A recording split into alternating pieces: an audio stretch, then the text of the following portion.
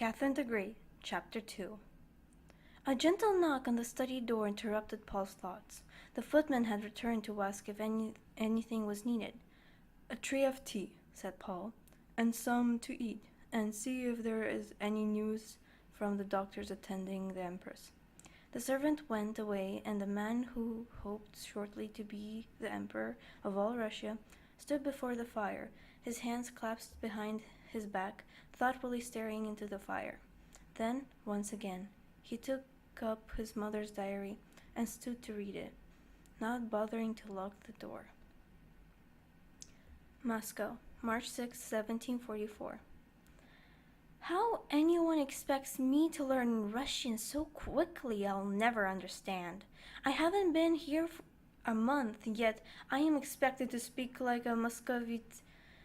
There are 2 tutors who take it in turns to badger me and correct me, for forbidding me to speak German. They follow me around the corridors, and I must take my lessons while I am walking. They are much greater tyrants than any of my teachers at home ever were. Apparently, I must also take my religious studies in Russian. They give me the writing lessons to do in what they call the evenings, which always turn out to be at the least half of the night and into the early morning as well. I do see the need for doing it, but it's all very wearing. Still, I think I am making progress. I am determined to learn to speak and write Russian as if I were born here. Today, I went to visit a Grand Duke, a title I now find quite ironic. Anyone else grand than Peter, I can scarcely imagine, in his apartment. He was playing with his toy soldiers, and when I arrived, he clapped his hands and laughed and wanted us to get together with some of his servants and play hide and seek. If he were a small child whom it was my duty to entertain, I might find it all enjoyable, but in my future husband, I find it distasteful and quite distressing. He's boring to talk to and doesn't seem to know very much about the affairs of his own country, many of which will certainly be problems for him to deal with when he is the Tsar. The footman's knock came once more at the study door, and Paul stopped reading. However, he did not entirely close the diary. He held it by his side and with the index finger of his right hand placed between the pages as a bookmark. "Come," he called, and the servant entered with a tray of tea. The man put the tray down on the table and took some moments pouring the tea and arranged the cup. "Will there be anything else, Your Highness?" "What news of the Empress?" "None, Your Highness. The doctor's secretary has told me the situation is unchanged." Paul made an impatient gesture with his hand, and the man quickly left the room, quietly closing the door behind him. Even before the door was fully closed, Paul had once more opened the book and began to read. Moscow, March 20th, 1744. 14 days! I don't think I ever left such a gap in my diary. I must have been very ill even now. I hardly feel well enough to write. I don't remember much of the past fortnight. The days and nights have gone by in a blur, voices and faces bending over me and talking quietly in worried tones to each other. "She has not been eating properly," one said. Another replied, "She has been studying far into the night and not sleeping." These voices came and went from my mind, and the people who spoke the words passed back and forth like ghosts. Someone put cooling cloths on my forehead, and someone else told me a doctor had been sent for. Somewhere in amongst it all, I have a recollection of the Empress herself coming to see me. Even in my half-conscious days, I was surprised. She had been away for some kind of pilgrimage and had not been expected to return for a month or more. Only now do I realize that it was concern for me that brought her back to Moscow. I remember mother crying and shrieking too, and something about an argument between her and Vorontsov, but what it related to cannot bring to my mind. A nurse had been assigned to look after me. I shall ask her when she returns. My coughing still hurts me terribly. The pain in my chest is unbearable.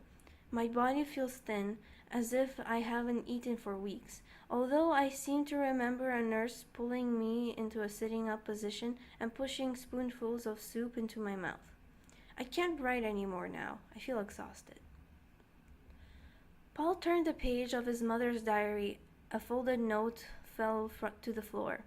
It had been enclosed in a page following one he had just read.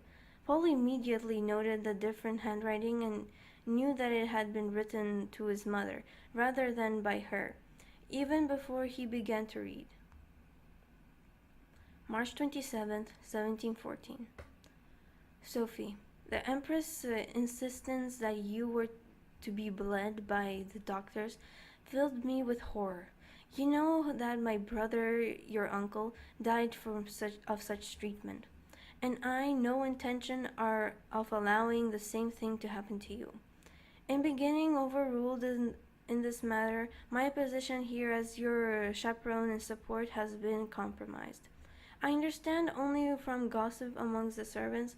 I might add, as the Empress does not speak to me at all now, that your betrothal to the Grand Duke is to take place in May, and you are to be married a year from then, in April 1745.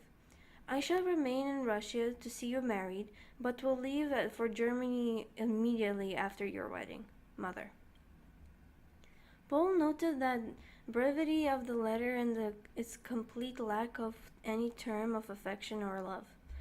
He thought that things must have come to a poor state between Jana and Sophie, for the mother to write such a cold note to her daughter, especially when Sophie had been very ill. He replaced the note with the binding of the diary and turned another page.